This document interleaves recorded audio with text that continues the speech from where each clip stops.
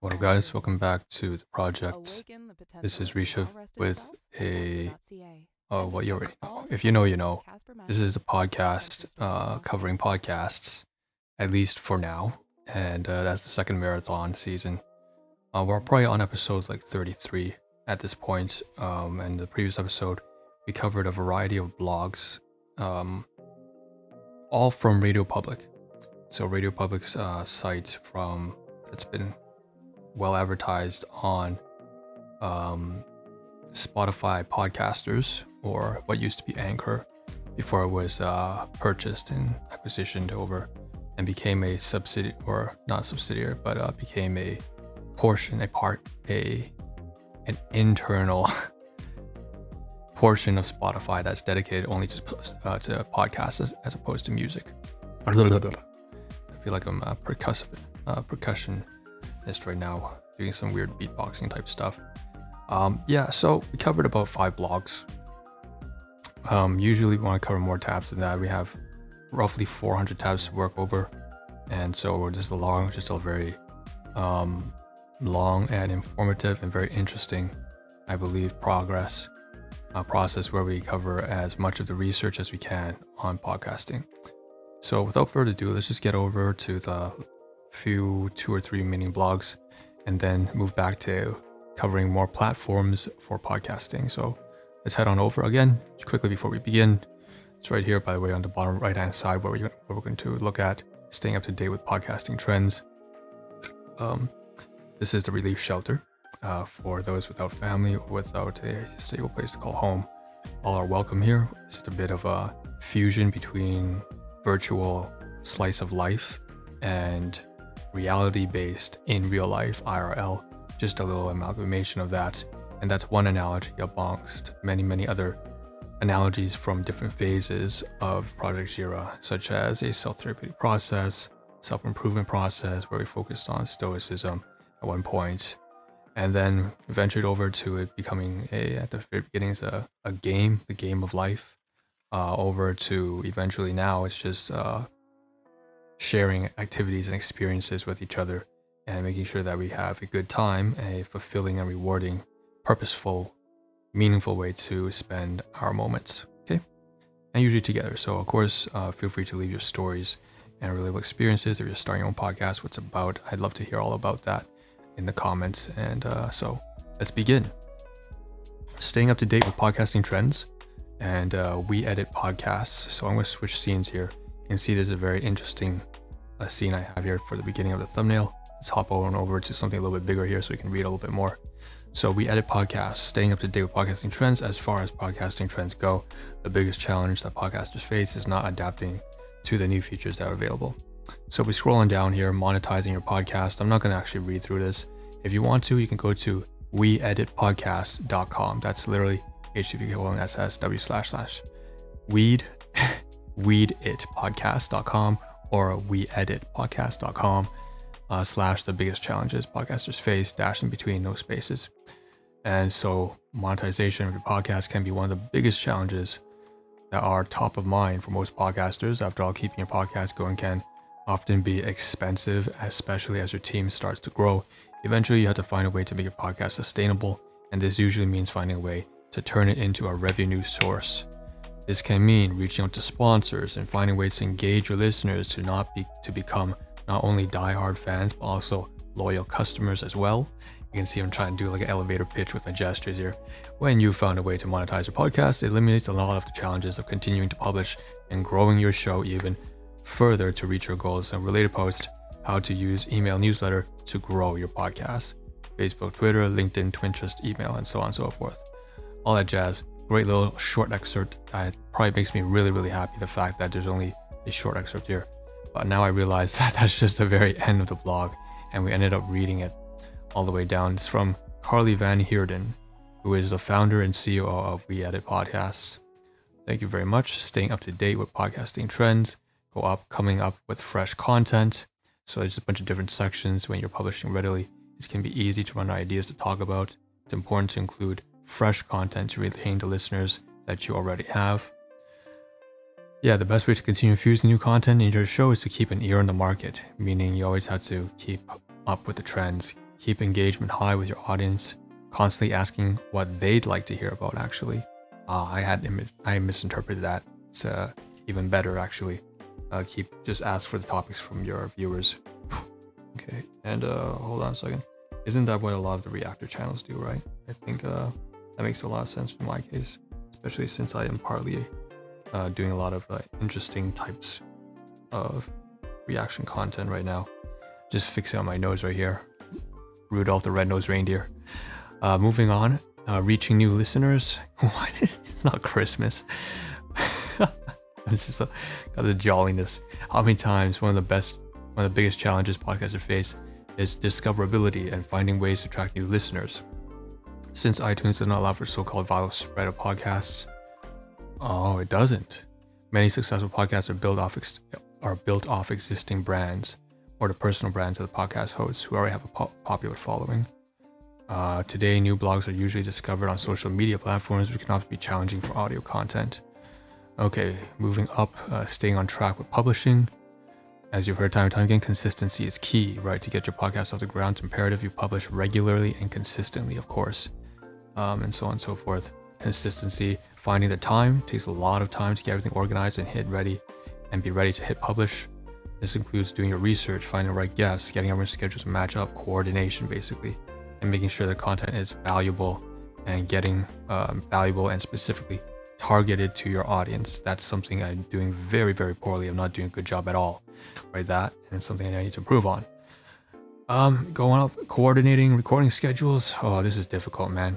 But thankfully for me, I don't have any guests.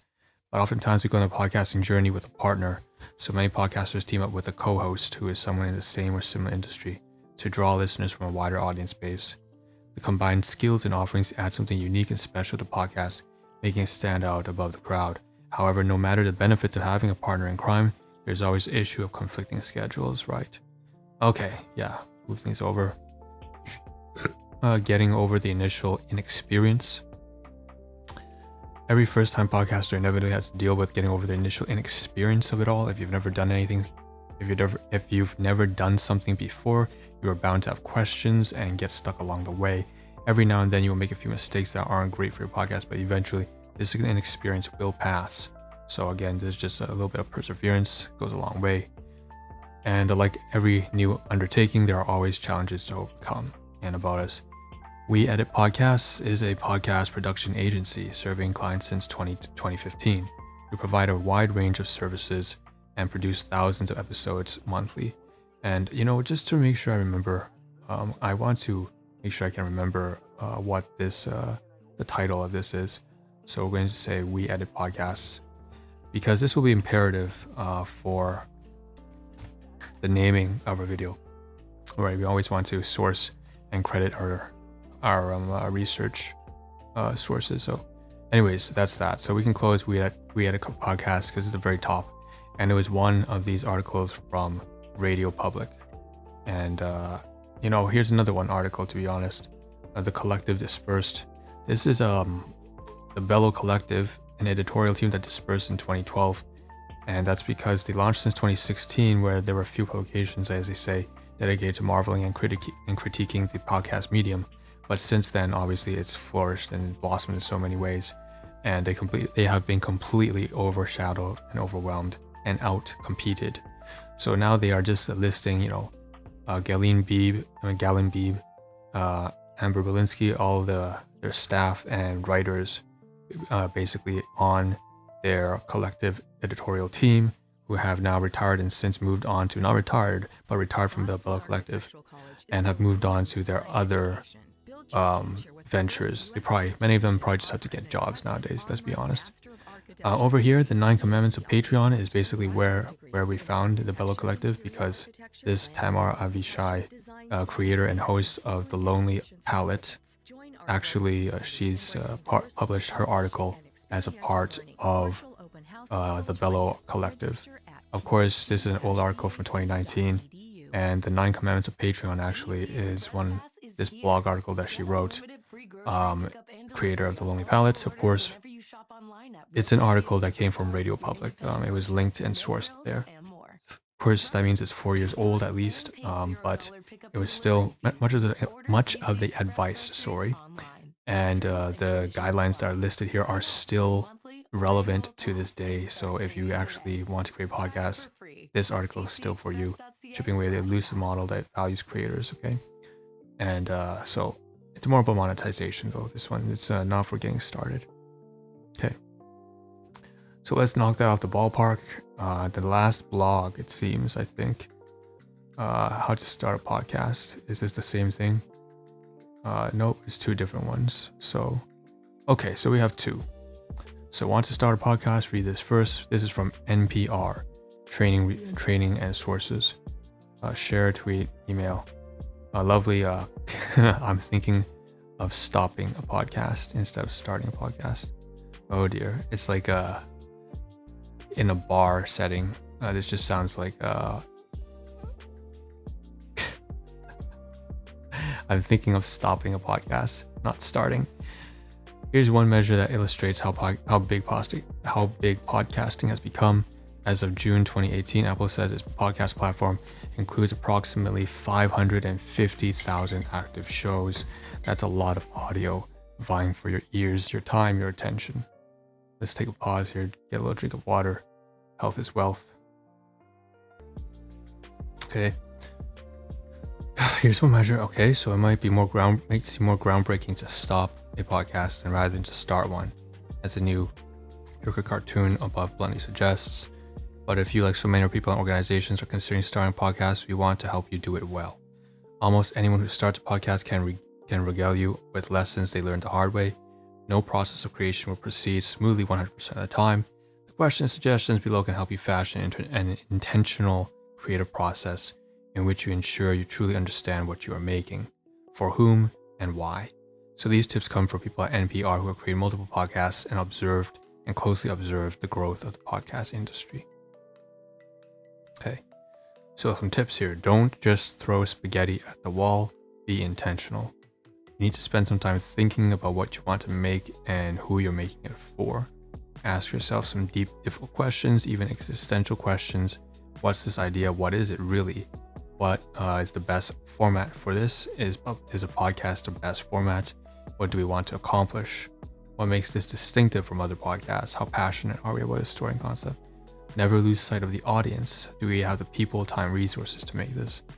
Okay, never lose sight of the audience. It's so easy to get excited about an idea that we coast on our own enthusiasm, forgetting that our project lives or dies based on listeners' enthusiasm, not our own. You might love your podcast idea, but why might another person love it? Why might another person love it? Be as specific as possible. So everyone who likes good narrative storytelling is not a viable definition of an audience. Doesn't provide much direction. However, young adults 18 through 30 who love good narrative storytelling have at least a 15-minute commute and feel hopeless about American politics. It's getting closer. You can get even more specific than that. Here's some questions when defining your target audience. Who would want or need this podcast? Which is critical. What unique value or perspective can we add to listeners' lives? What are we trying to reach? Are we trying to reach an existing audience or a new one? What kind of experience do we want our audience to have? And where are our listeners when they listen? What are they doing? How are they feeling? This is a good point in the creative spots. Pick up NPR's training project blueprint. Some do's and some don'ts. Do's and don'ts. So do these things. Okay, once you defined your audience, it's time to start making something. Don't expect the process to be perfect, but here's some do's and don'ts. So do these things. Carefully consider who you pick to be your podcast host. Be hyper conscious of the crowded competition for ears. Be able to say in one sentence why your podcast is different, both in general and in comparison to some podcasts. Define what success looks like in terms you can measure. So in terms of downloads, users, critical acclaim. Pitch to publishers or partners as if you were wooing someone. And finally, don't do these things. Don't underestimate the production time. Good podcasts are hard to make. Don't expect listeners to find you. If you build it, People won't come, not will, won't. You have to find them. And don't treat launch as the end of your development, but as a beginning. So ask your audience for feedback and be willing to iterate based on what you're hearing. Okay, I think I'm stopping a podcast. Failure is an option, and it happens. If it happens to you, embrace it. First of all, trust your gut and your analytics. If something doesn't seem to be working, be flexible and willing to pivot. If it doesn't work, maybe it is time to take a break or officially end production. And this is okay, they emphasize. If you can treat failure as a learning opportunity, then we shouldn't even call it a failure. You may cultivate the seeds of future success. So that's very, very motivating way to end off.